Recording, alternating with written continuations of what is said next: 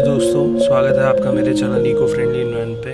मैं आपको बताऊंगा कि आज मैंने कोचिया के प्लांट्स लगाए थे जो कि सीड्स डाले थे और बहुत ही टाइम बाद ये इतने बड़े हुए हैं क्योंकि आज का वेदर भी बहुत ख़राब था।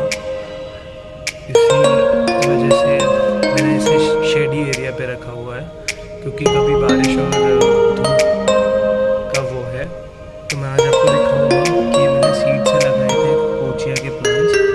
मैंने 14 सीड्स से लगाए थे और देख सकते हो वेदर की वजह से ये पूरे डेड हो गए हैं और इनमें से सिर्फ 5 ही लग पाए हैं।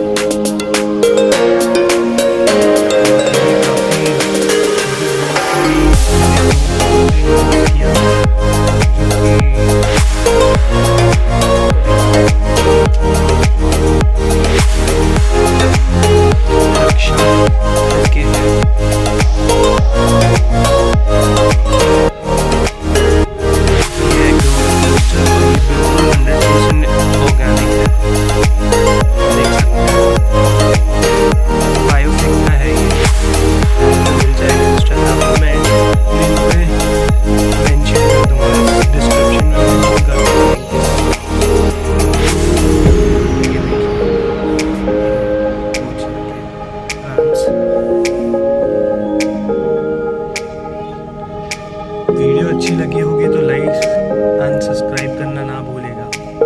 Thank you. दोबारा मिलते हैं सेकंड वीडियो पे। Have a good day.